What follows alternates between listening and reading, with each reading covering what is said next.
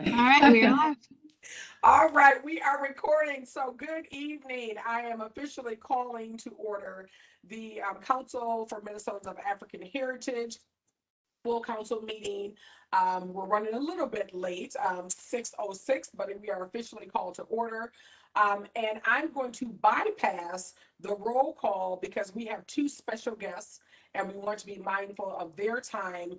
So we have Stephanie Graff, who is our Assistant Commissioner for Minnesota Department of Education. And then we also have Dennis Olson, who is the Commissioner of the Minnesota Office of Higher Education. So welcome both Assistant Commissioner Graff and Commissioner Olson.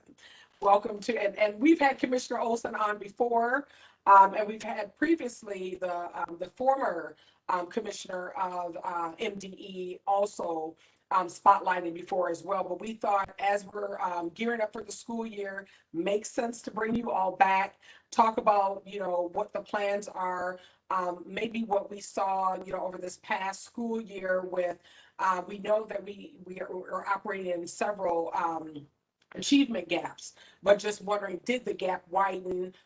What can we kind of prep for as we're going into this next school year? So I don't know whoever wants to go first. I think Commissioner Graff, I think you, because you have a hard stop, Yeah. you're on deck to go first, and then maybe you all can tag team because we're talking education. So I'm going to turn it over to you all. That's great. Thank you, Chair Hughes, and to the council. I'm just glad to be here. I don't know, Commissioner Olson, I'm happy to jump in and then we can either sort of tag team here, or I can kind of do my part and then kick it over to the commissioner if that's okay as well. So glad to be here. Just such an honor to be able to talk a little bit on behalf of the Minnesota Department of Education. And I will say Commissioner Mueller was unable to join, and so I am able to be here, but she would love to join a council meeting in the future. And so I wanted to be sure to say that as well up front. She regrettably was unable to be here. So I think what I was asked to do, and happy to take this in a direction that is sort of most helpful for the group, but there were kind of three buckets that I heard as sort of a request. One was around just sort of what is the fall plan for schools, right? As we head back, specific to sort of COVID related plans and sort of policies. And then Chair Hughes, what you were touching on, right? A little bit about what do we know about the gap? What have we seen this last year, right? And what are we doing as we think about moving forward? And then lastly, I think there was a question on critical race theory. And so I'm happy to touch on it. We'll say, for a deeper conversation would need some of my colleagues, but certainly want to, because I think a question came in advance, can touch on that too. So if that sounds okay, I can just kind of dive right in, and I'll start maybe with fall guidance. And so what we know is that our colleagues at the Minnesota Department of Health are recommending that schools in Minnesota follow CDC's guidance for COVID-19 prevention, right, in our pre-K through grade 12 school settings this fall. And so what they have released is a set of best practice recommendations. They reflect the current state of the pandemic, right?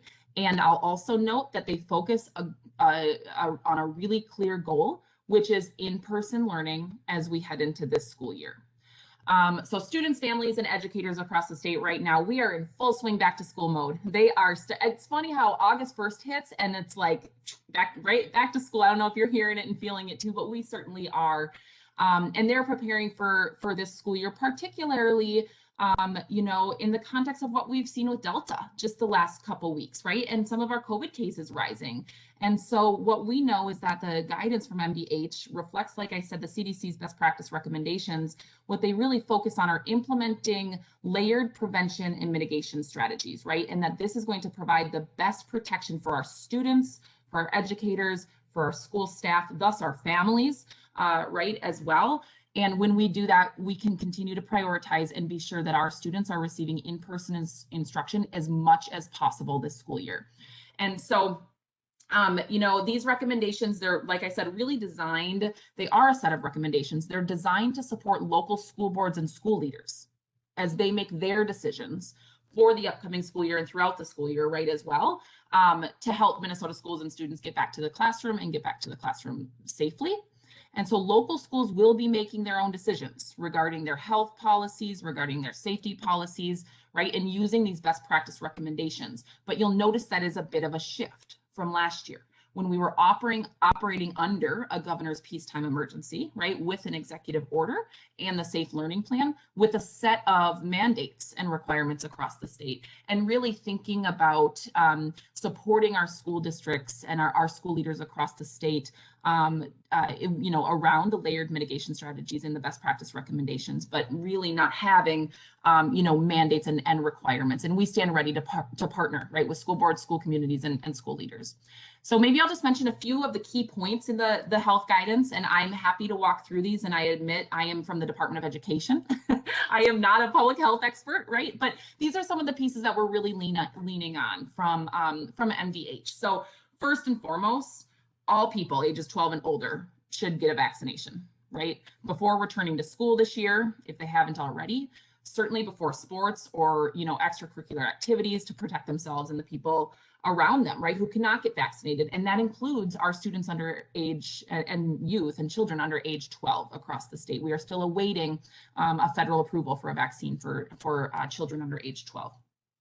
We know that all students and teachers and staff and visitors as well in school buildings should be wearing masks indoors, right? And the CDC updated their guidance recently that they are saying regardless of vaccination status, masks should be worn universally indoors.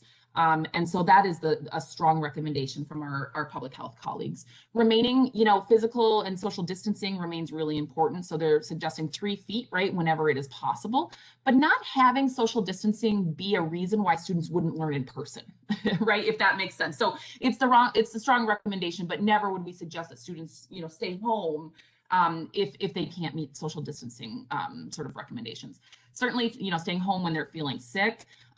If, you know, students or teachers or staff have not been vaccinated and they have a close contact with a confirmed case, right, to stay home and also to get tested.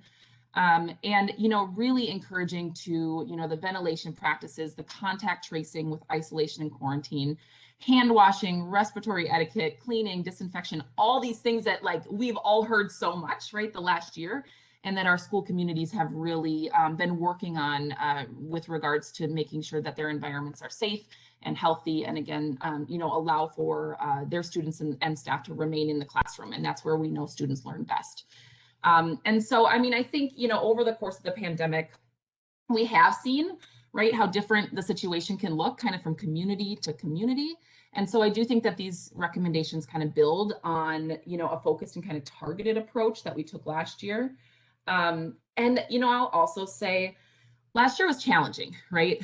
And I'll touch on this too as we talk about the gap. It was challenging, not only for our students, but for our families, for parents that were dealing with distance learning. I'm sure there are others on the phone, right? I have a first grader, and you know, it was tough for parents, right? Juggling work and you know, distance learning and supporting, you know, the mental health and well-being of their children, right? It was tough on educators and school staff and, you know, others in the community. And so, you know, we'll continue to lean in, right, and support you know, our families and our students and our staff members as we think about this school year, and really thinking about if there are twists and turns, right, that are tossed our way, that we are able to be flexible. If there's anything we've learned this last year, it's an ability to be nimble and to be flexible, right? And so we really do stand ready to support sort of contingency planning, right, with school districts. And we've actually provided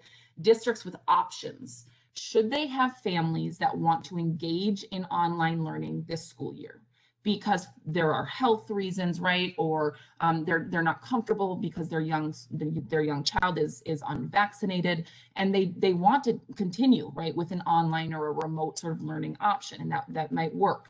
And so we have offered all school districts across the state to become provisionally approved to be an online provider, because we know that there is a demand from some families some families do want to stay in some sort of an online learning mode, right? And so we want to be sure that we're giving that option to school districts should they have families that want to offer that. And then also thinking about, you know, to my point about being flexible, thinking about ways that they can quickly shift and pivot should there be cases or exposures or outbreaks, I guess, right? Potentially in a school building or in a school community or a whole district. And so what we want in those quick shifts is to limit disruption to learning as much as possible. And the more that our school leaders and our educators can be prepared for that potential, the better, right? And so that is the work that we are doing right now alongside our school communities as we think about back to school and preparing for fall.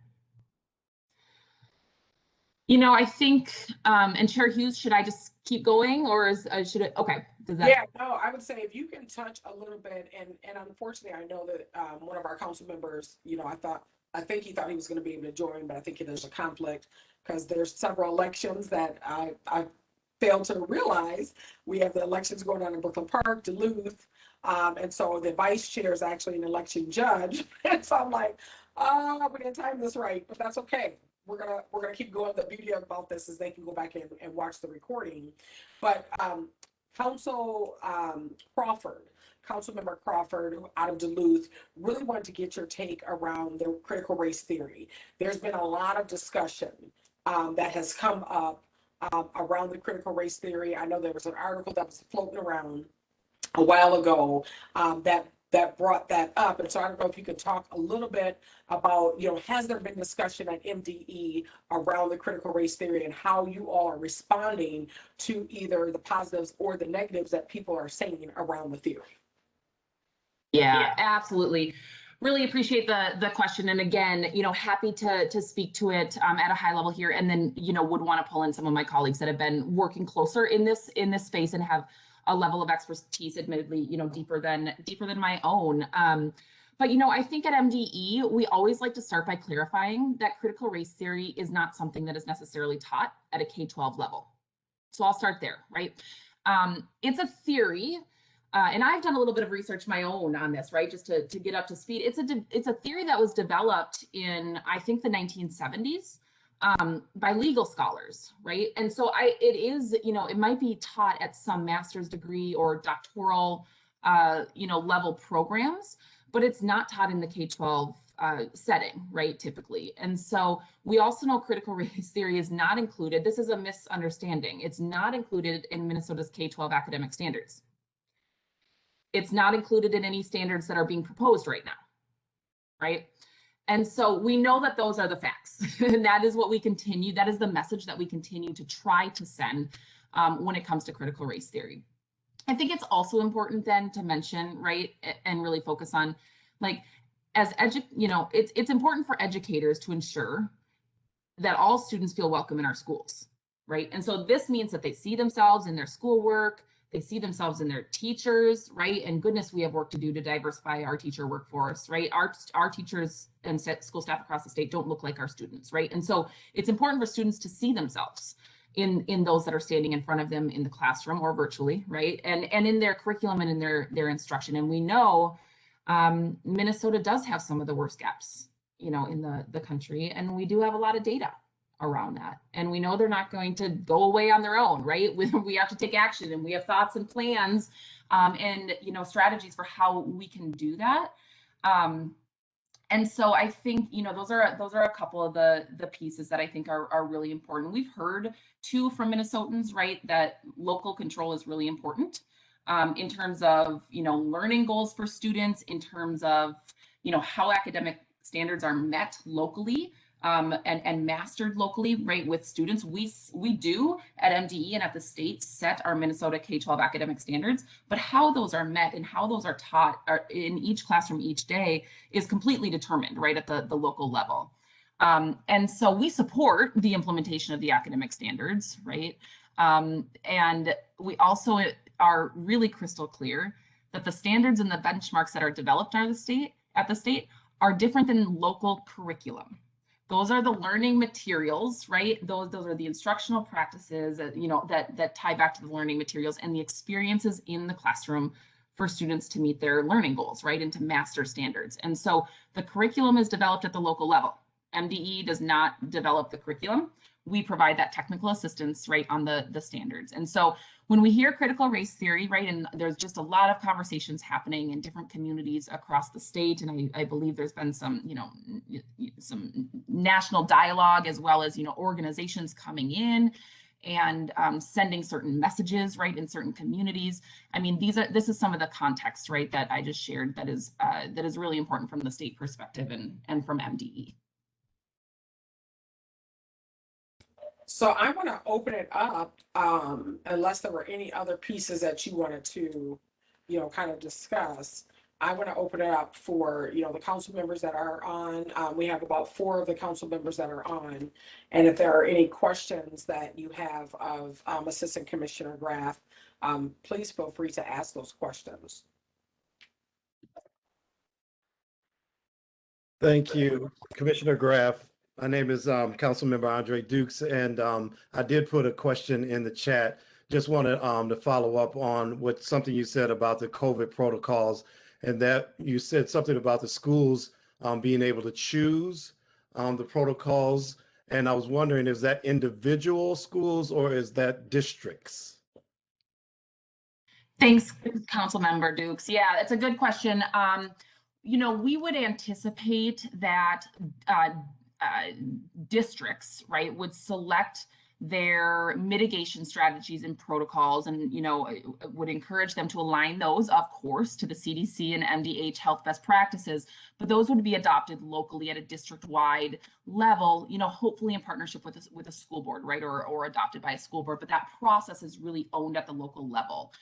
I suppose there could be a situation where different buildings, because of the facility, because of the class sizes, right, because of schedules, size of lunchrooms, right? I mean, I'm just kind of trying to think about differences in buildings across a district where there may be some of the very specific protocols that are customized to individual buildings. But we do envision that this is, typically would happen at a district-wide or like charter-wide level, right? And that would be probably most beneficial. But that truly is a local district determination and how they would work through that. Thank you for that clarification. Yeah. Any other questions for Commissioner Graff?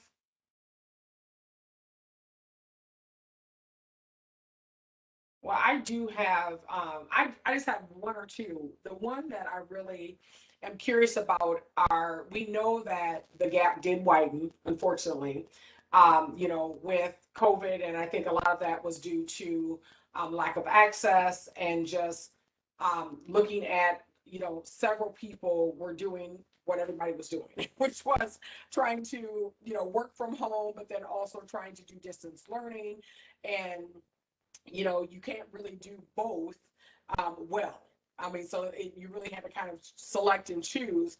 Okay, is it the bread and butter, or is it, I can bring somebody else over to kind of help, with my kids. What have you all anticipated? I know it's kind of a little bit early on because I don't think we expected this Delta variant to kind of hit so quickly.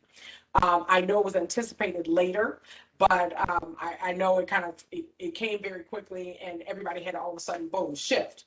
And so just wondering, have there been any protocols to ensure that if, midstream, we have to kind of revert back to distance learning and make the call, then how are we going to make sure that there's access along with, I think about the food securities that really were hit really hard. I know it was hit hard at the level that I am at, which is the post-secondary. So I can only imagine for the K-12, it was probably hit even harder. So what have you all either projected or tried to do some type of, risk mitigation, if you will, as we prep for this upcoming school year?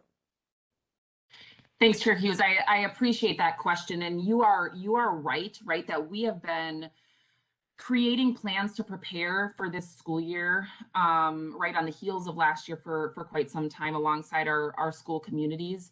And the fact is, this Delta thing has kicked it into high gear for all of us, right? And so we are, the wheels are in motion right now. It is literally what I do all day long as of a couple weeks ago, right? Right? Is like planning for the uncertainty of this school year, right? And what that needs to look like in supporting our school leaders, like I said, to be able to pivot on a dime, right? And pivot into, hybrid learning option, some kind of hybrid or blended learning option, or, full-blown sort of online options. The good thing is every single school community across the state has done this, right? 16 months ago or so, we weren't able to say that, right? And now we can say they've all done this. Was it perfect, or could have been done? Of course, right? It could have been done better, but our educators have come an incredibly long way. I'm so proud of them, right? And what they've been able to do to maintain continuity of learning for our students to the best, of their ability, to learn how to deliver instruction on new platforms, right? To learn how to deliver instruction with their children at home, right? To meet the needs of not only the children in their classroom, but the children that are sitting next to me. I mean, they are heroes in my mind, right? And so, and that is inclusive too of our paraprofessionals. It's inclusive of our bus drivers that stand ready to deliver meals should that need to happen this year, because that's what they did last year, right? And they've worked through all of those protocols.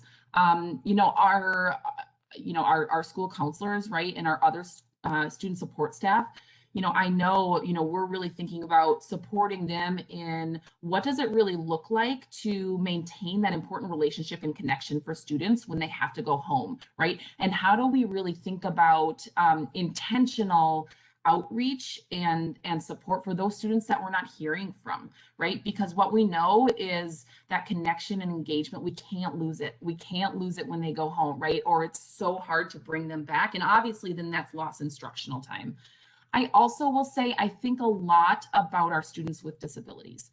And so our special education team at the Department of Education is working around the clock right now to think about, how do we deliver supports for our special education students, should we need to transition to online learning again this year, right? Or some form of a blended learning option, and meet the needs that are, they are entitled to within their IEP.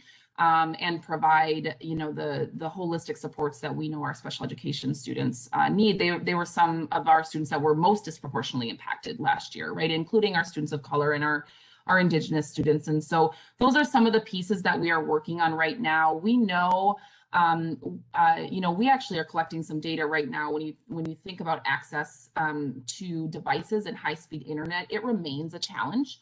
I think we've come a long way, and we have a long way to go, right, for us to be sure that we have broadband, right, in every community, and that every student and family has access to a device and internet that allows them to have synchronous learning and instruction within conversation with their teachers, right? And many of our school districts have expended their local stimulus dollars to pay for devices and hotspots. And some of those things, and the governor invested, in some of this technology access as well. And so I think we've come a long way in that regard. Still work to do, but I think those are the plans that are in the works, and it really is supporting our school communities in that. It's supporting our school leaders, right, who then are supporting our school building, our superintendents and charter directors, who are then supporting our, building principals and administrative teams, who are then supporting our educators, right? And so we're thinking at all level of the system, how do we be sure that, when we need to shift, we can do it in the best interest of students and in the best interest of families. So those are a few of the thoughts that are on our mind at MDE right now. No, thank you for that.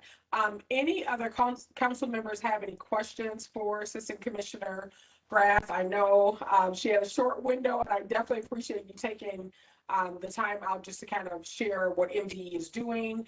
It gives us kind of a larger snapshot of just the planning that happens behind the scenes, so to speak, kind of bringing it down from a state, regional, local, level, and then also knowing that, from an individual district, it's probably going to be something different, for each district, because they're going to have to do what's conducive for, their population that they're serving as well. So I think you hit on some great points. I'd love to, like you said, have, Commissioner Mueller come when she's available, and be able to, have further dialogue. So I think this is going to be an ongoing discussion. We know specifically for the African heritage community, we know where the disparities are. We know that there's that gap.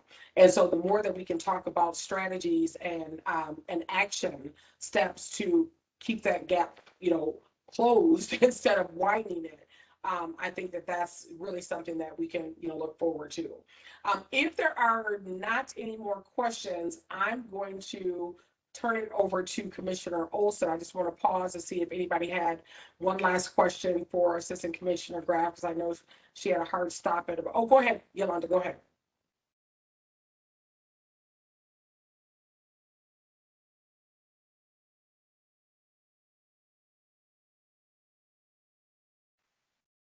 Okay, there I go. Good evening. Sorry about that. I'm Yolanda, Commissioner. I'm Councilperson Yolanda Adams-Lee. And my question, you touched on it, and thank you so much for the work that you all are doing for our children. I have concerns as well and thoughts around our kids and special education, given that we have so many children that are already behind the 8 ball, and then not having that support in classroom has been a perpetual concern of mine throughout this COVID journey. But my question is a little deeper than that, and if you don't have the answer, I totally get it. I think about my concern has been throughout this school year, last year, around child welfare and those children that have situations that often the only person that they can trust or feel comfortable with in saying something's happening. We don't have that set of, we didn't have that set of eyes. And so for me that, and so, not just the food equity component, but that safety, I guess, safety belt that the school system provides. I know we have conversations about concerns about, do we over-report or not?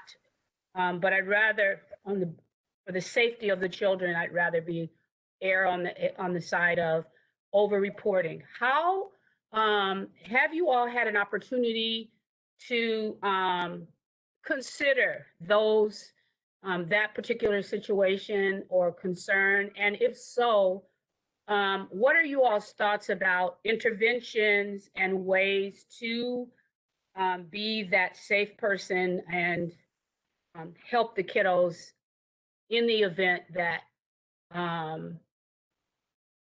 we have to go back to the virtual community? Yeah, thank you for the question. And I do wish I had my colleague here, Assistant Commissioner Darren Cordy, who really does work closer in this space. I think you are spot on, right? I think what we saw, probably even nationally as a trend, is that child welfare, reports last year dropped. And we know that the data, it was likely, right, because there wasn't that trusted adult that a student could go to, right? And we know that school buildings are oftentimes, flooded. They are flooded with mentors, with adults that students value, trust, have relationship and rapport with, and are the first ones that they are willing to share really tough information with, right? And so while we did see the data drop, we know that the need is there, and maybe, right, higher than ever. And I don't know that we have the data to show that, right? But that could be the case. And so, we do have our maltreatment team, right, at the agency. We have, folks that are, really looking at the trends around, maltreatment and student abuse, unfortunately, in some of those pieces, and working with our our Department of Human Services colleagues as well, because some of these pieces are not just out of MDE, right? It's going to take wraparound supports in partnership and coordination at the state level with multiple agencies, right? Whether that's DHS, DP, Department of Public Safety, Department of Education, and others, right? And then what that looks like locally too, with counties, right? And with school districts and local community organizations to really wrap around our students, right? And it's those partnerships. So I know that probably doesn't get to the level of depth of your question, and happy to, honestly loop over to my colleague, Assistant Commissioner Darren Cordy, who works really close in this space, and get a little bit more information back to you, right, about what we're thinking and where we might be headed this year, as we think about, child welfare and meeting, the needs of our students across the state.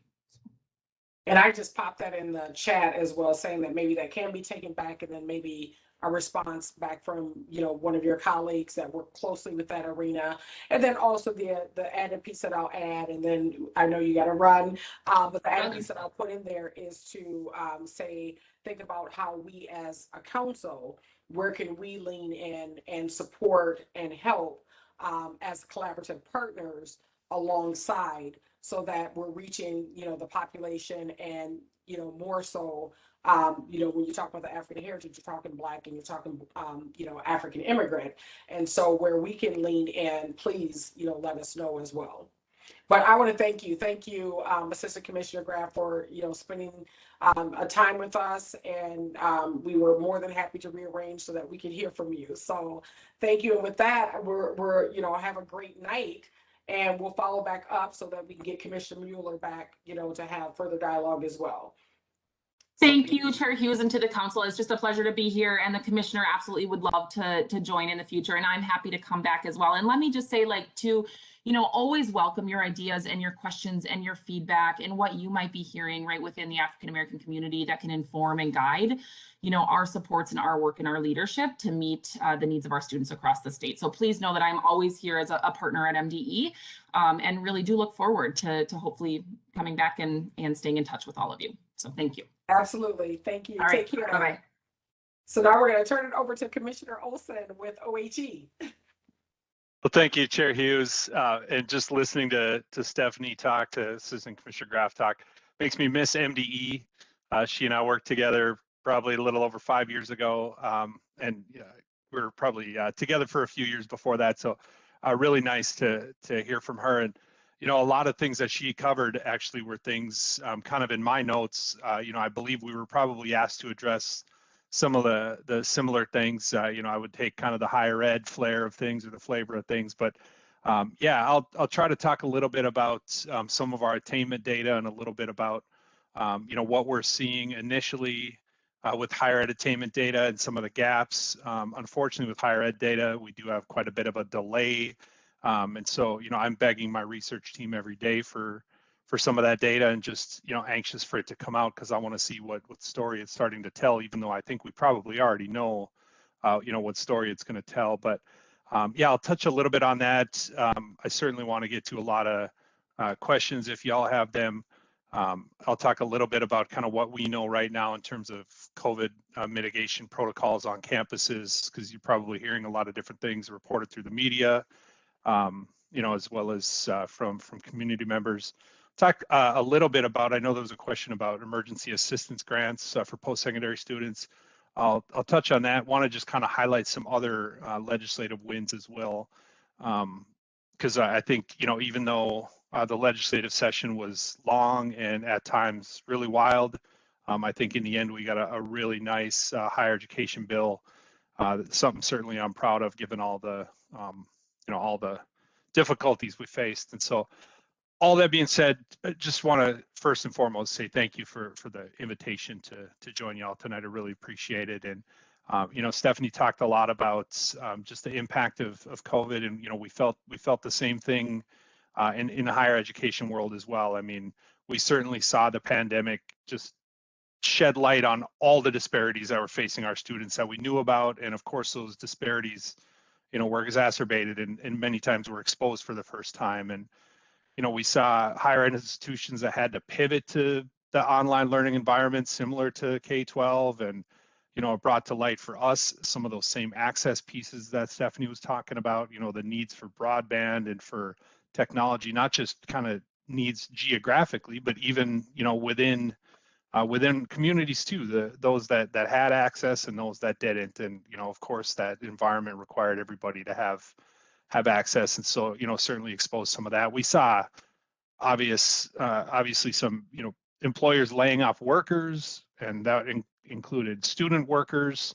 Our students, you know, face financial distress in terms of how do they pay for their not only tuition, but, you know, all those other pieces associated with going to college, their rent and their food and their transportation and their childcare. And, you know, we saw even some of our students that had student worker positions on campus, they were impacted as those opportunities were few and far between when the pandemic hit. So, you know, I could go on and on. I mean, collective impact on mental health, you know, I think we're all well aware, but, you know, the list goes on. And, you know, we unfortunately, like I said, won't know the immediate impact of the pandemic on student outcomes and really until next year, until we gather a lot of that enrollments, retention, completion data, publish it in some of our annual reports. But, you know, even those numbers will be incomplete. But, you know, the true impact probably on higher ed will reverberate more than likely for years to come. So, you know, just a few things about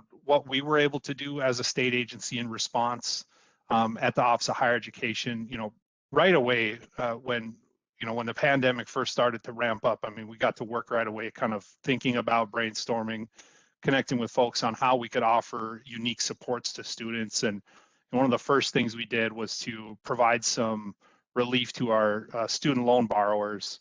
We saw some action right away at the federal level on that, and we have a state loan program as well as a refinance program, and we were able to, and I believe we're the only state in the nation to do it, provide 0% interest from March of 2020 through September of 2020, and that was both for, you know, the current borrowers as well as for refinance students as well. And we also provided some additional forbearances, so made sure that not only did folks, you know, not accrue any interest, but that they also didn't have to make payments during those times of hardships. And you know, always looking at ways to potentially extend that here if we see similar impacts yet this fall. We did a lot of working with our partner colleges and universities and colleagues on you know, getting out the CARES Act, emergency relief funding to better support students. We made sure that we were connecting students that contacted our office with emergency financial aid grants, a lot of flexibilities around our financial aid programs. You know, if students were in some sort of repayment plan, we were putting pauses on those. And then, you know, I think most importantly, we were in daily conversations and actually continue to be with the Department of Health. They established an Institutes of Higher Education COVID response team with epidemiologists and higher ed partners across, you know, the Minnesota State College and University system, the University of Minnesota system, our private colleges and universities. And, you know, now as we're kind of seeing, like we were talking about earlier with the Delta variant, kind of an uptake in the cases, you know, many of our schools and college and universities have reinstituted mask mandates. We're seeing, you know, a majority of our private nonprofit universities actually require a vaccine for students, staff, and faculty. You probably heard last night or yesterday the announcement from the University of Minnesota will be requiring, in addition to a mask mandate, now vaccines upon approval of the FDA. And, you know, we know that trend is continuing. The chancellor of the Minnesota State College and University system right away, once he saw some hot spots in Minnesota, some of those counties kind of turn into concerning kind of numbers. He instituted mask requirements in those and told all of his campus leadership essentially, or, you know, campus leadership of the system to be prepared to pivot quickly to masks on campus. And so we're constantly working through that with the Department of Health. There's a couple of key pieces I wanted to highlight in terms of investments that we received through the legislative system.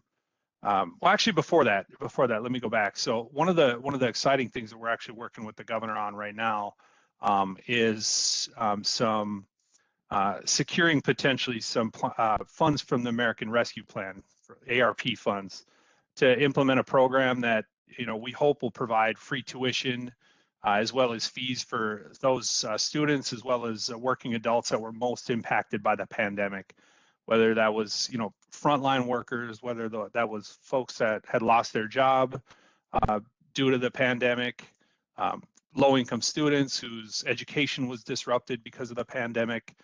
We want to make sure that we're utilizing those funds that the state received in that way to be able to get folks, back to school to complete either their short-term credential, their certificate, their diploma, their degree, whether it be an associate's degree or even a 4-year degree.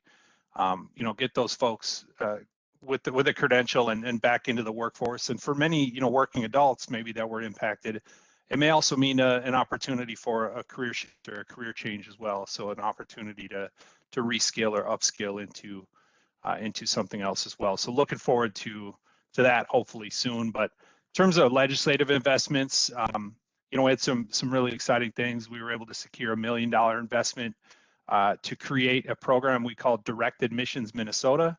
And it's essentially going to work to address enrollment disparities and help ensure that every student in the state has an opportunity to be admitted into a post-secondary institution in Minnesota.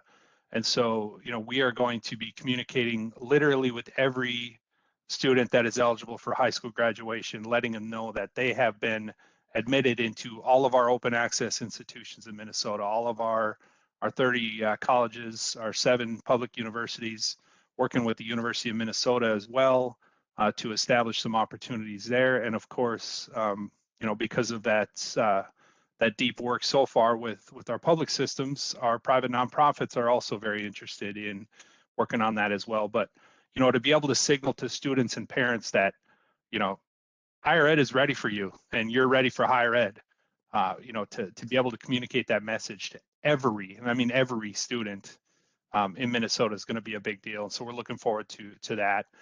We had some investments in our intervention for college attendance program, which really focuses college prep activities on low income and BIPOC students, really to access college readiness programs. And that starts in the 6th grade. We know that, you got to start early with this stuff. If you start talking 9th, 10th grade, it's too late. Even middle school is too late. So, these are opportunities for upper grade school students. One of the questions that was asked that I alluded to earlier, we had a pretty significant investment in emergency grants, emergency assistance grants. We of course know it's nowhere near enough, but to make sure that the state has some sort of investment in addition to federal funds that were available is critically important. We were, I think, the 2nd state in the nation at the time to have a emergency assistance grant program, and it had a small investment. I think it was about $175,000 as a base, and that went to colleges and universities that applied for the program. We know that money was gone within the first couple weeks of the first semester. But we continued to tell that story and share it at the legislature. And so now we have another $188,000 ongoing in that program. And we'll continue to build because we know the need is there. Whether it's a food bill or a rent or a medical bill or a transmission or whatever, those are the things that we don't want to derail our students from continuing on. One of the most exciting things too, it was a bipartisan effort, was a $4 million new grant program called the Fostering Independence Grant Program. And that'll remove some significant financial barriers for students who are currently or were in the foster care system. And it essentially is the full cost of tuition and fees up to 10 semesters, which, up to 5 years for a 4-year degree, up to, I believe, 5 semesters for a 2-year degree. That's exciting. And again, kind of one of the first states in the nation to be able to make an investment like that for foster involved youth or recent adults that were in foster care. We made some investments in state grant program. We now have another 2,800 students eligible for the Minnesota State Grant Program. That tips us over 80,000 students in the state that receive a Minnesota state grant to some way, shape, or degree. We have, I wish Stephanie would have talked about it because MDE really has kind of the lion's share, but she did talk about, the need to continue to grow and diversify our teacher workforce. On the higher ed side, we had a new investment in the Aspiring Teachers of Color Scholarship Program. So it's full scholarships to those seeking a teaching degree. And so, we continue to build on investments in our underrepresented teacher grants, teacher candidate grants. Those are student teachers. We continue to build in those programs, and we continue to have specific investments named for teachers of color and American Indian teachers, underrepresented teachers. But that Aspiring Teachers program is really a cool one. There were a lot of mental health investments. Again, I could go on and on. I feel like I'm talking forever here, and I know we're probably a little behind schedule, but I just want to touch real quickly too on the kind of last question I was asked to address, the kind of the attainment data. So for those maybe not super familiar, the state has a statewide attainment goal. This goal was set in 2015, and it's a 10-year goal. And basically it's set in legislation. It says that 70% of Minnesota adults aged 25 to 44 will have attained some sort of post-secondary certificate, degree, or credential by the year 2025. Minnesota has one of the loftiest goals in the nation. If you kind of look up attainment goals with some other states, you'll see like Tennessee's goal is drive to 55. And their goal is 55%. So you'll see 70 is pretty lofty. There's only a couple of states around that percentage point. For all students, as you can well imagine, we're doing pretty well. We're on a good path overall. We're at 63.7%. When the goal was set, we were at 57.5%. So we continue to see kind of incremental growth. But as Stephanie shared with K-12 data, and you all probably know it's the same story in higher ed, we have some of the largest gaps in the nation as well.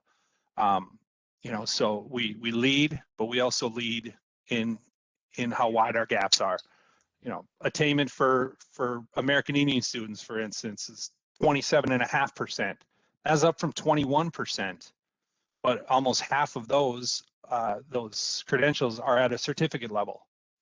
And so we know, we have some gaps even in that attainment data as well. For Black students, it's currently at 37.3% of Minnesota adults with some sort of credential beyond high school. And that's up from 34.5%. So again, over the last 6 years have been making incremental increase, similar to how we see incremental increase in high school graduation rates, but it's not enough and it's not quick enough. We know we need to do more. Matter of fact, kind of to meet our goal, to meet that 70% goal by 2025, we need an additional, I think it's 100,700 adults age 25 to 44 to attain a credential or attain a credential. And if we're going to meet that goal equitably, we're going to close those gaps that I just talked about. 86% of those 100,700 credentials have to be earned by persons of color, American Indians in the state. So, we've got some work to do. We don't have all the data from COVID yet. Like I said, I'm asking for it daily because I want to see, even initial data, but we know FAFSA filings were down. We know that recent high school graduates that enrolled in the fall of 2020 and the fall of 2021 were down. And especially from our students of color, our low-income students. And so those are concerning trends that we aren't going to see in the data, in the higher ed data, at least for a couple of years, but we know what's going on there. So with that, I've been talking, I think, a little too long, Dr. Hughes, but I'll just pause and take any questions. I know I covered a lot, and if you need to move on, I can certainly come back at another time as well. I'd be happy to. No, I would love to have questions be answered. I know there's a community member question but I don't know at what point that this question was asked, because I felt like you kind of talked about this. But the question was, are there any forgiveness in the plan as far as student loans? And I know you talked about the you know, the 0% from, what was it, from March to September, but you know, has there been any plans as far as student loan forgiveness for Minnesota? Yeah, that's a great question. I will say, you know, we are watching what's been proposed at the federal level quite closely. You know, President Biden has come out with a couple of different proposals. I think he has mentioned, you know, relief of up to about $10,000 in current student debt. We've had some other, you know, members on both sides of the aisle, you know, propose even larger sums. I think Senator Elizabeth Warren was up to about $50,000 of proposed federal student loan relief. And we're just kind of waiting to see, you know, where that's going to fall, because that will impact our state program as well. The unique thing about our state loan program, the self loan, is that it doesn't receive a single penny of state appropriations. So it runs completely independent from taxpayer dollars. You know, from anything that the state would provide. It is completely self-sufficient. And what was unique about the way we were able to offer 0% in some of the forbearances is that we actually had to negotiate that with our bondholders. All of our loans are backed by bonds that are sold on the independent bond market, and so we had to work with our banks to be able to even do that, and actually, you know, promise some capital to be able to do that. But we felt that was important to do.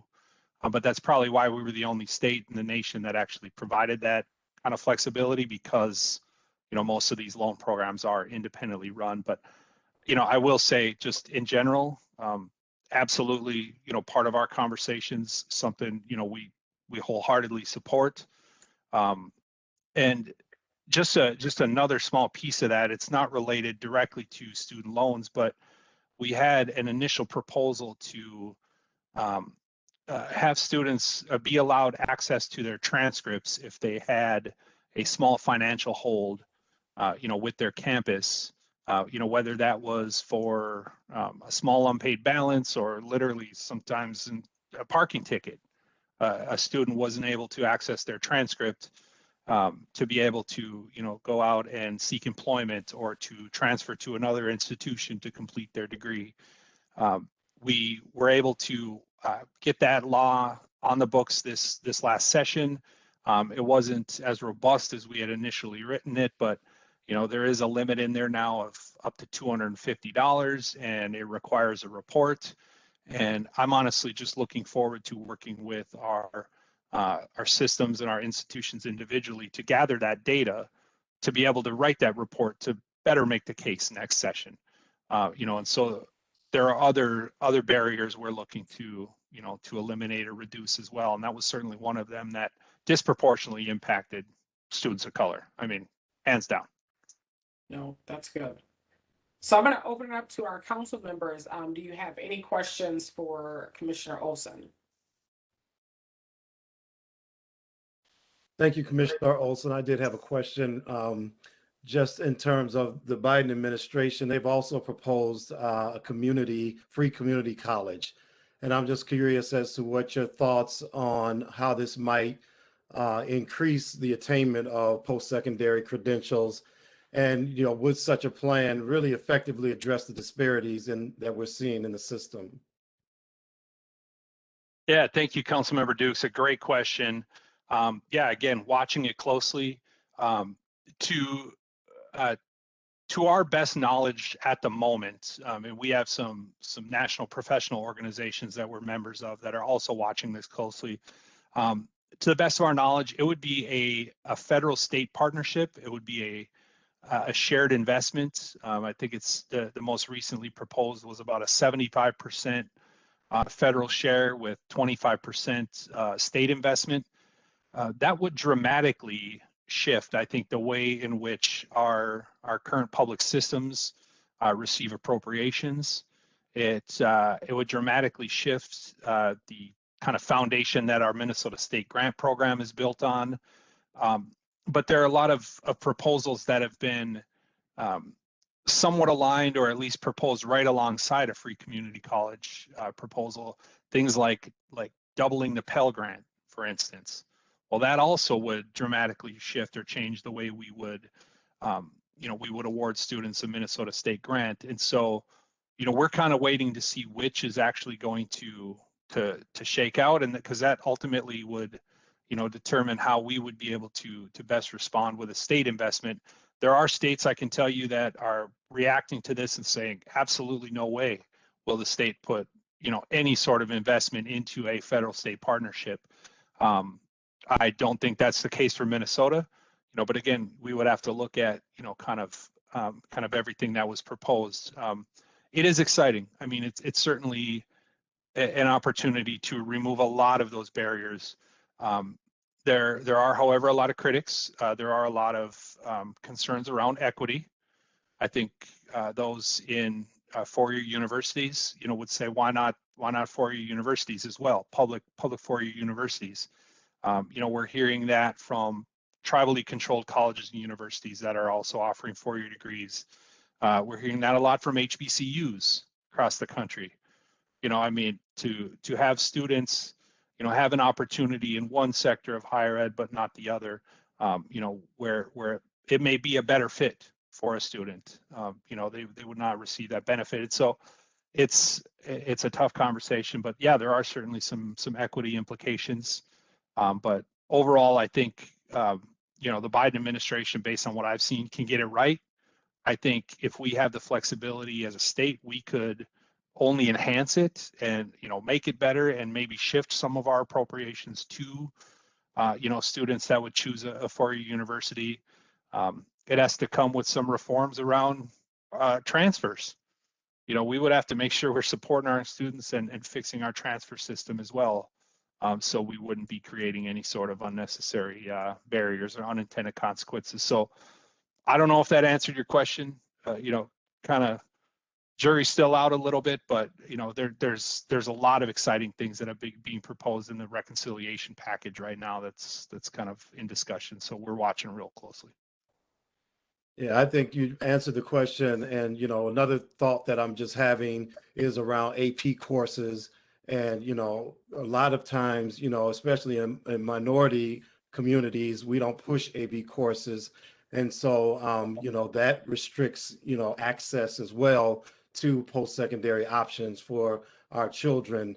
And so if such a plan were to be put into place, I'm just curious as to, what the conversation might be, to make sure that children are being set up to enter into post-secondary courses. Yeah, point well taken. I don't know if there was a question there at the end, but okay, got you though. Point well taken. So I see, Yolanda, go ahead. I see you have a question, and then Jude, did you have a question as well? Yes, I had some typos in there, so I wanted to make sure that I communicated accurately. So, you spoke about HBCUs, and my question was, would there be a possibility for Black children to be able to utilize that education, free education, at the school of their choice, i.e. a HBCU, given that we have such a historical connection there, and most often, most children may not ever be able to leave and go away to college given some of those parameters. That's the first question. The second question that I have is that being a person from the South, very proudly, as Commissioner Councilperson Dukes noted, the ABI courses, and also the sciences and math are pushed extensively because we don't have enough students that choose or are introduced and encouraged to go into these areas. And so as being a mother, a grandmother, a community member, I'm very interested and also went to school in the South.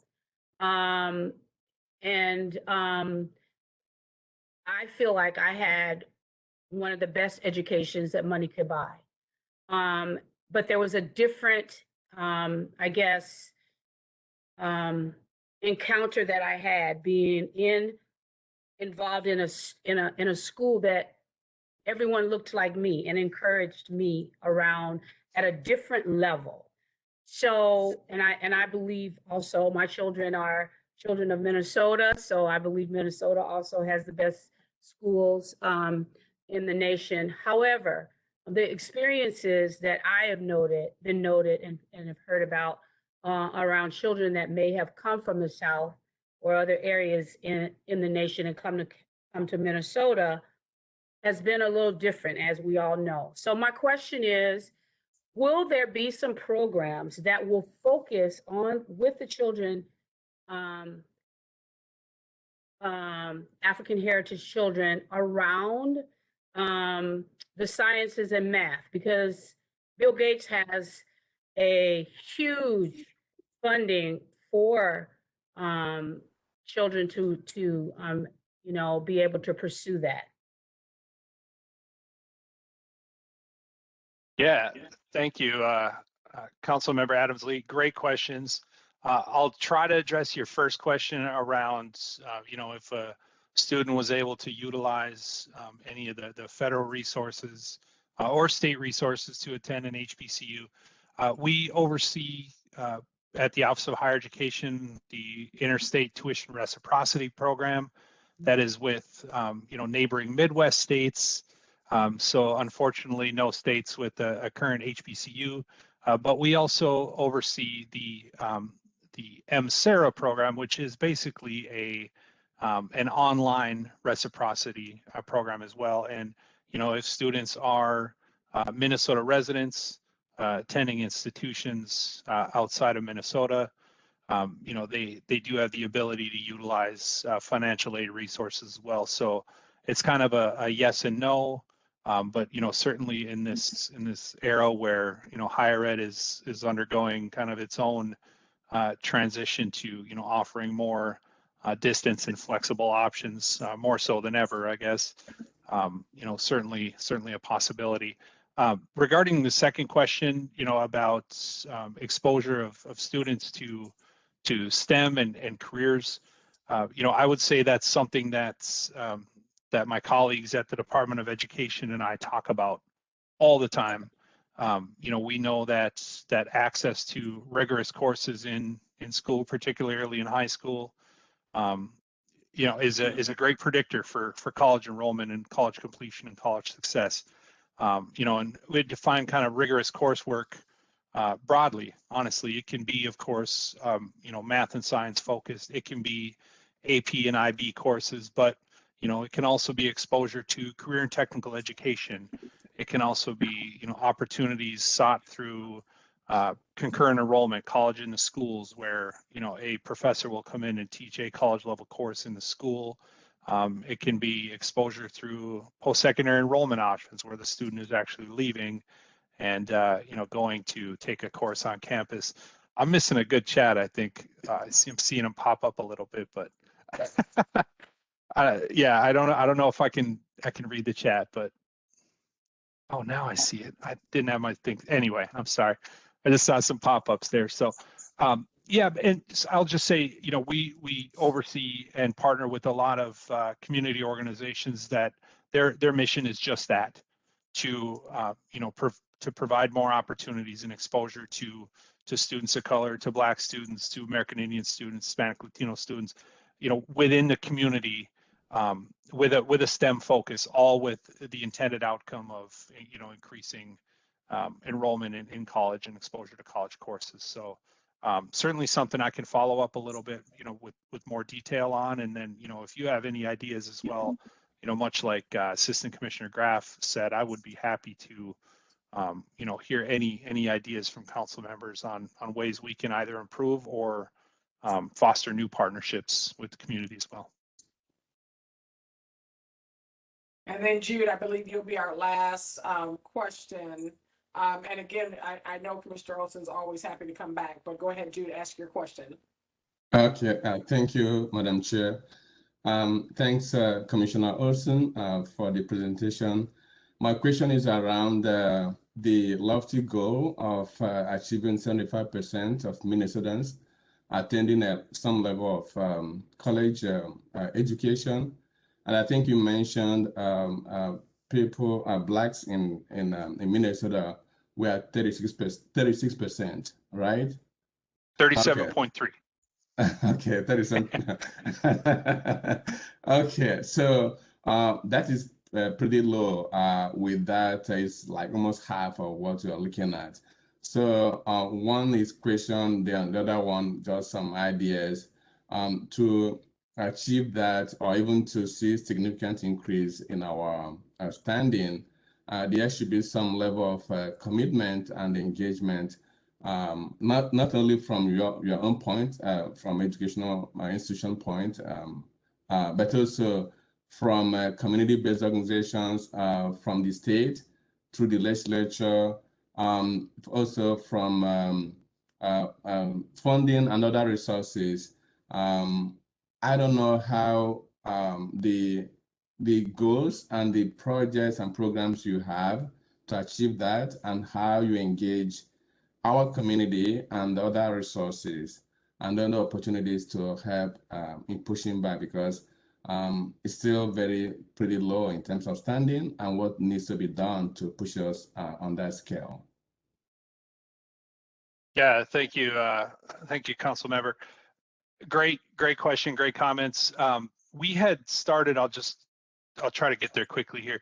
We'd started a few months before COVID interrupted us, an initiative called Forward Together, and it was really my challenge to my colleagues at the Office of Higher Education to actually get out in community and start transitioning our agency into a more public-facing agency.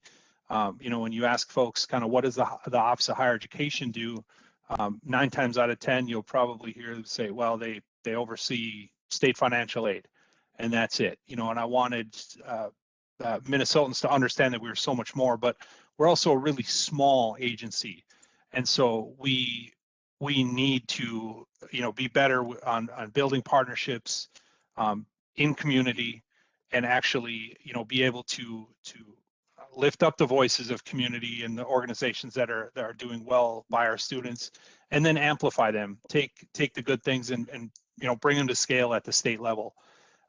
We were touring the state. We were all over the place. You know, I was working with you know, organizations in Rochester and in Duluth and up north in kind of the Leech Lake, Cass Lake area, and in St. Cloud. And you know, we were at various organizations gathering ideas, but also asking for kind of attainment goal champions, kind of who would own some of this work in local communities.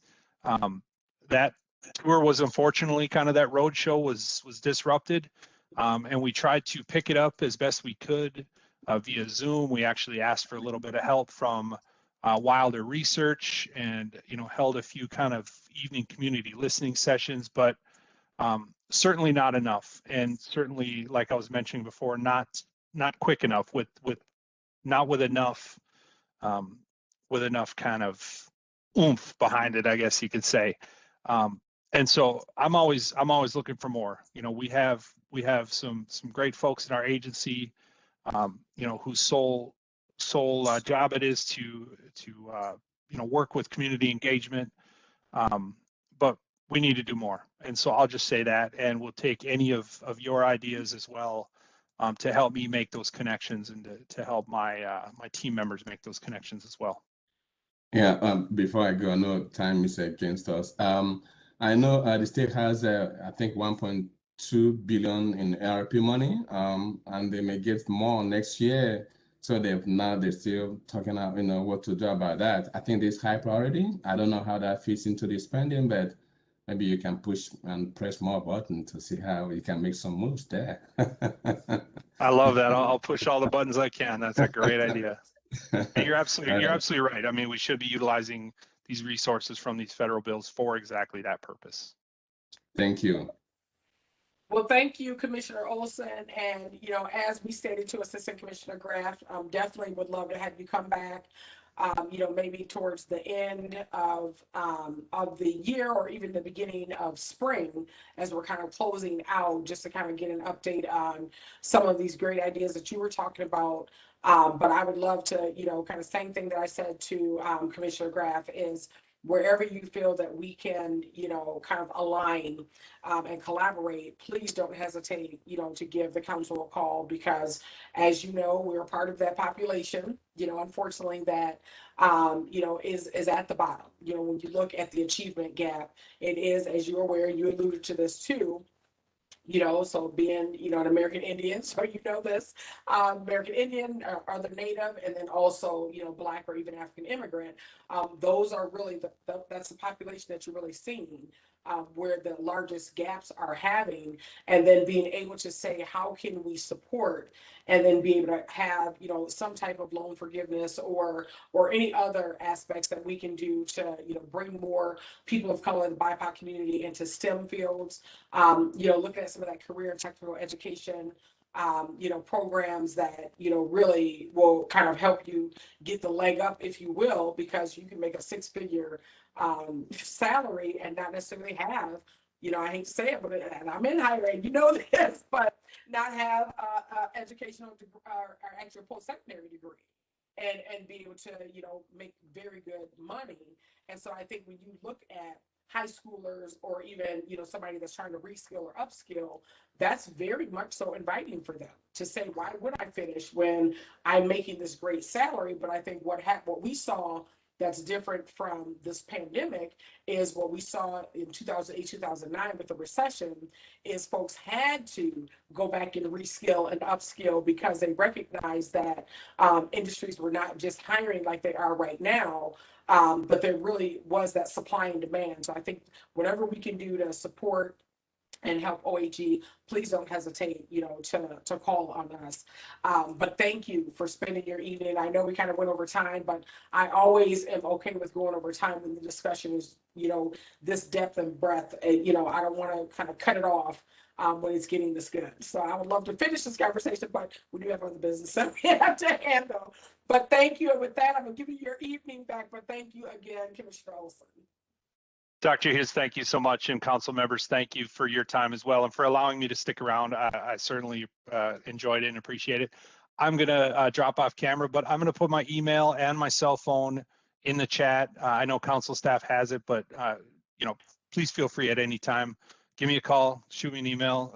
Happy. My virtual door is always open. So appreciate the time again. Thank you. Thank you. Have a good one. All right, guys, we're a little over time, but that is okay.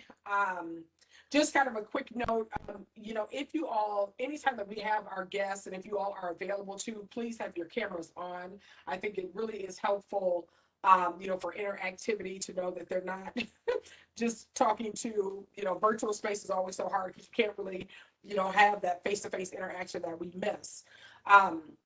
But I'm going to kind of move us along on the agenda. I'm not going to go back, and I was supposed to be sending that to Shakira, but I accidentally sent it to all of you all. We're not going to go back and approve the agenda because I just kind of made, the executive decision to rearrange due to lack of quorum. So what I do want to move towards, though, is if we can have an approval for our meeting minutes. So that's an approval of the minutes that would have happened for July's meeting. So if I can just have someone to a motion to approve the consent agenda item, which is really the meeting minutes. So move. Is there a second? I second. All in favor? I know we're supposed to do a roll call. But if you can do a roll, if you can't unmute, then I would just say aye or even put it in the chat because that would be sufficient as well. And you'd want to vote aye, nay, or abstain. Aye. All right, aye from Andre. Aye. Aye. All right, sounds like we got an aye from everybody. All right, so motion carries. So let's move to Shakira, if you want to pull up the financial report. Okay, just give me 1 second. Okay. And while she's doing that, there is an item that's coming up, so I want you all to be thinking about who you would like to have as the secretary. We have a secretary election that we need to take care of. So think about who you'd like to nominate, or if you'd like to nominate yourself when that time comes. No pressure, anybody.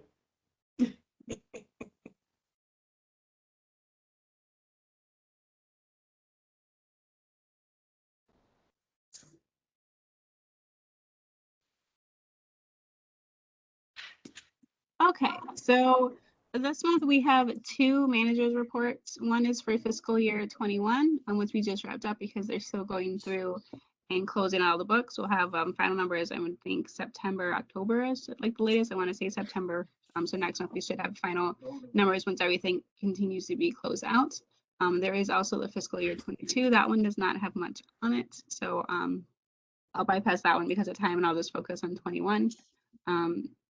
So there we go.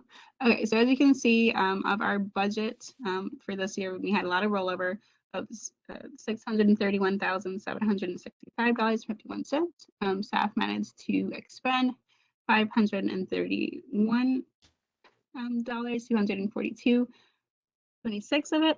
So most of our budget, even though we had a lot of rollover from the previous fiscal year, we were able to expend. We do have a bit that is going back, but 3/4 of that is simply from staff savings.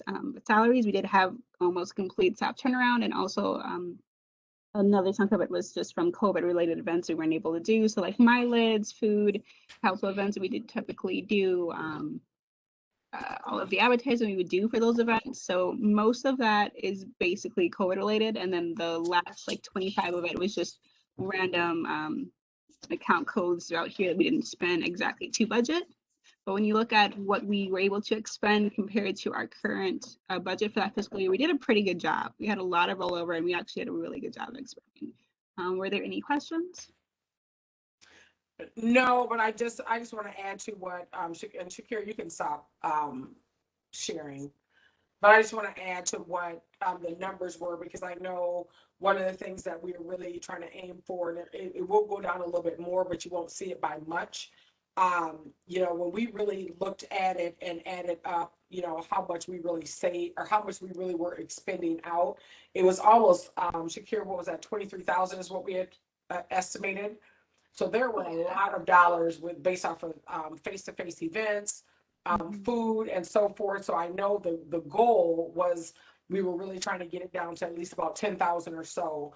But with all of the shifting with the pandemic, that's really the reality, you know, of where we were at and not being able to expend. But we still were able to do some of the same things. Linda had laid out a plan for her team. They still were able to do everything that they had laid out. But just, I know that was one of the questions is, would we get it down to zero? And we knew we would not get it down to zero. But just so that you all are looking at that like, wow, that seems like an awful lot of money to, you know, to send back. But you also have to keep in mind, there's a ton of events that we typically do where those dollars would have been spent and they were not. So I just wanted to add that, just so that it gives you another viewpoint as you're looking at fiscal 21's dollars. And we'll probably see, you know, like she said, the true numbers over the next, probably if not next month, then at least for sure the month after. Any questions in reference to the financials that Shakira presented?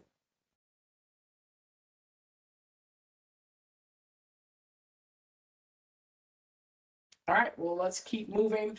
Unfinished business. So we met, we did not meet this month, but we did, you know, meet last month. The executive team did not meet this month, just due to scheduling conflicts. And so this was really kind of a rolled over, you know, conversation as far as the commissioner and community organization presentations. So I just want us to really think about, you know, we just had MDE and OHE on, you know, are there other educational organizations that are either of the nonprofit or even the community based organizations, that we can bring them in and talk about some of the work that they're doing specifically in closing that achievement gap, or any other aspects around. Doesn't necessarily have to be education. I'm just using that as an example since that's who we just had. But the goal is, for July through September, we have identified people, and I knew I was going to do this because Shakira, we had all had it written out, and of course I don't have it in front of me. But we can follow up with an email. But we do have our next set of speakers lined up, and so if you have any community organizations, once that gets sent to you in an email, please reach out to Shakira, and we can kind of see, can we have them present alongside, or maybe we set aside another time to do that. Thank you, Shakira. You're awesome. So September is Veterans Affairs, and then we're also going to have Justice Page and Everybody's In, which that's Elder Mary Kay Boyd and Giovanni Ford are kind of leading that effort. And then October, we had said we wanted to have the Department of Disability Services to present. We just have to decide, which department within that agency. November, we're looking at NDR, Department of Natural Resources. And then December, we're looking at having DHS come back and present, because they did present early on. And so there are some that we have not heard from, and there's some that we're bringing back for a second time. Part of that is because we wanted to hear the progress. And so if you all remember, and I'm trying to think of who all would have been on, Tawana would have been on, Jude would have been on. I can't remember, Andre and Biff, if you all were on as well. But when the new commissioner of DHS, we had her come on. And so it'd be nice to bring her back to, kind of give us an update of, what's going on within the department.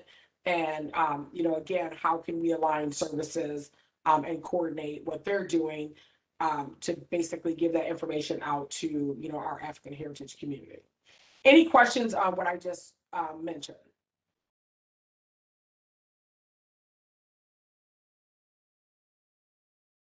All right, so I would like to move to new business. So there was a vote that was on the table, but Tawana could not attend in June.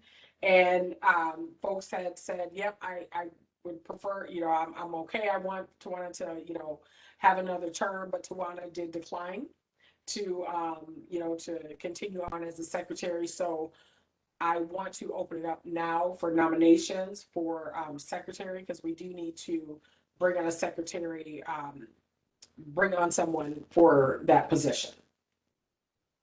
Are there any nominations? And you can self-nominate yourself as well.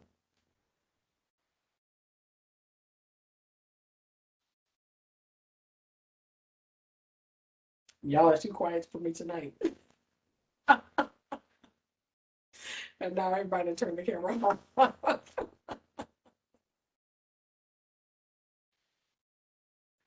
And if we need time to think about this, we can also move it to our September meeting. Andre, were you gonna say something? I had to answer a call. That's why I turned my that's okay. That's okay. off, and I was not nominating myself. So let's do this. If people are okay, I'm going to say that we table that agenda item and move it to August, so that we have, more representation. I know we're missing a couple council members as well. And in all fairness, we don't know if one of them would like to self-nominate themselves as well. So if you all are okay with that, we're going to, table that.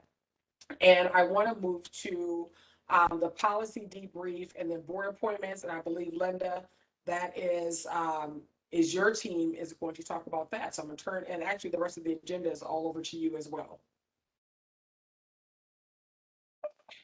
Thank you, Madam Chair. So I'll start off with my report as well as the outreach, and then Shakira will cover the policy debrief session and any of the administration activities, just so that we can kind of go in order. And just so you know, Theo is not with us today because he is working on the policy debrief, which is coming up, and Shakira will cover that. Just from the director's chair, just been having community meetings Right now, we are not meeting with that many legislators. They're kind of on vacation, which I don't blame them because they've been working pretty hard, especially with the special session. So just trying to get out there, get my face out there. Being new, people know me, but they know me from St. Thomas and Target. They don't know me as being the council ED. So getting out there, trying to spread the good news. We met with Theo and I, and Shakira met with the NAACP St. Paul, had an amazing meeting. And what stuck in my mind was the fact that they had really didn't have a clue as to all of the work that we're doing with the council. And so to me, that meant we've got to get out there more and do more partnerships so that people will know and they can see how to tap into us. So the plan is to have regular monthly meetings with them, and that will probably start in September. I met with the Attorney General about a week or so ago, and he loves the work that we're doing, everyone. And he wants to do a Facebook Live program with us, a regular bi-monthly program with us to discuss various issues and bring on guests. So I told him, of course, we'll do that with you. So that is in the works. The last time that the Attorney General was on our call, he talked about us doing a vaccination clinic as well as an expungement fair. I am happy to say that we did do a vaccination clinic this past Saturday. We partnered with the 21 Days of Peace group. So on 36 and Lindale, we had them bring out their bus to the community. The State Department of Health was overjoyed because we had a number of people who got vaccines. We also were able to get some free mentions on KMOJ. So we're getting out there and the people are getting vaccinated. And so we will be looking at doing more of those because there's definitely a need. In regards to the expungement fair, that is also in the works. It is scheduled for September 7th from 5:30 to 7:30. They are working on the location. Femi, who is our intern, had a conflict today and could not be on this call, but he is working on that. He is partnering with the Attorney General's office as well as the Minnesota Black attorneys. So that's going to be amazing. And if it's held in St. Paul, then I'm like, well, we need to take it over to Minneapolis just because we want to make sure that everyone can have the opportunity to get things expunged off of their records. I am looking into the monthly Greater Minnesota calls. I don't really think that they're that effective. It's been extremely low attendance. So I'm hosting a focus group to determine the exact needs, because the call really is for them to get engaged with us, for us to understand what they need and hear about what's going on in their communities, as well as to be able to provide information to them. But unfortunately, it's been low attendance, and I've seen low attendance since I've started. I haven't really seen a ton of people. So I will be looking at that. If you are interested in partnering or being a part of that focus group, please reach out to me. I would love to have you. The Missing and Murdered African American Women bill was passed, and I have been asked to work with the director of the justice programs to help them create the task force. And that's going to come up fairly quickly. And it's one where people can apply, but it's a pretty extensive list with specific requirements. But if you are interested in that, please email me. I believe that maybe on the last call, I mentioned that Amber did take a position with the governor's office as a policy advisor. And she's working actually on some of the policing activities in which she was involved in when she was with the council. Her job should be posted by Monday. So it's an outreach, engagement, and communications director. And when I say director, it's a director, but it's, don't think six figures, because that's not where it's at. But it's an amazing position where you would be doing the outreach for the council, as well as partnering with our communications vendor and making sure that we get statements out and other things of that nature. FEMI, staying on the same trend of HR, FEMI's Urban Scholars Program ends on Friday. However, I am able to keep him on as a student worker. So the plan is to have him go to 20 hours up until school starts. He's at the University of Minnesota. Once school starts, he will shift to 10 hours. The council, we have an opening on the board, as many of you or everyone should know that Quentin Bonds did resign because he moved to Chicago. So we're excited for him and not so much excited for us. But that leaves an open position, and that has been posted. So you can have people go to I think it's the boards and admissions. We can send you that link so that you can tell your friends that there is a position that is available. And they actually have kind of a running posting where you can just apply periodically, and when things open up, then that's when they make decisions. The governor makes decisions on who is hired or who is appointed. Speaking of appointments, everyone needs to have an oath of office on file with the Secretary of State. So if you have not done so, please make sure that you do that. It needs to be signed, and they would like to have that returned by Friday. Shakira will send everyone a fresh copy. We do have a few people, so if you don't get it, that means that we have yours on file, but we need to get those in as soon as possible. Just in terms of some additional community outreach, FEMI is working on our community outreach survey. So we shifted from doing the legislative survey in the winter to saying, hey, first we need to understand what is the community thinking about? What are the issues? And then we're going to take those issues, and then we will get additional feedback from various groups. And then we'll circle back to the legislators to let them know, okay, here's what our people care about, and where are you? Where do you stand on these issues? So the topics that are included in the survey would be healthcare, police accountability, economics, so jobs, small business, homelessness, and some other things. Education, of course, is a big one, with teachers of color, access to education. Residential, so meaning transportation. Do you have access to transportation? Food access, pollution. How do you feel about your community? So all of these things will be in the survey. If you have any other thoughts on something that maybe I did not mention, feel free to email me. Last, we are having a strategic planning meeting, and the we is the staff, on August 20th, just to figure out how are we going to move forward. Both Theo and I came on kind of not with having a full year. So Theo came on in the middle of the session. I came on right before session was about to start. So we were learning the process and what exactly goes on during session. So now it's time for us to figure out, how do we implement those learnings, those key learnings? How do we make sure that the council, as in you, the council members, are engaged in the work?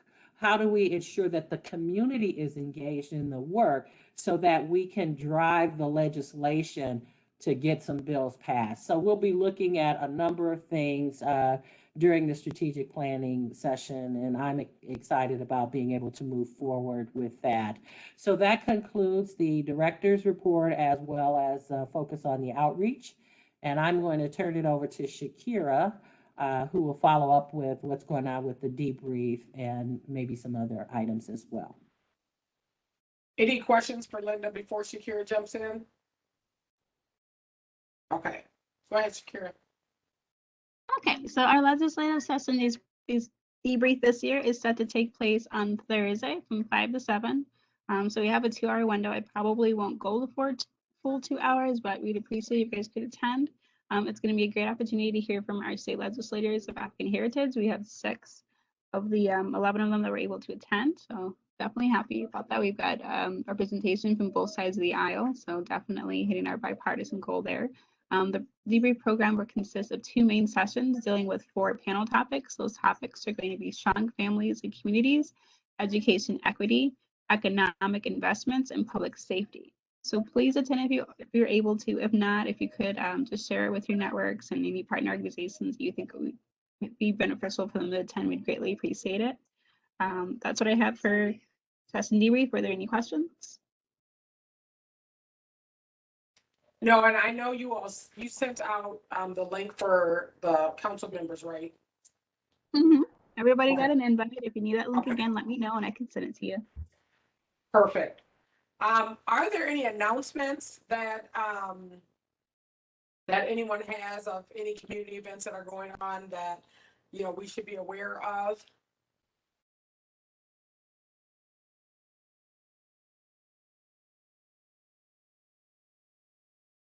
All right, well, hearing none, if I can have a motion to adjourn.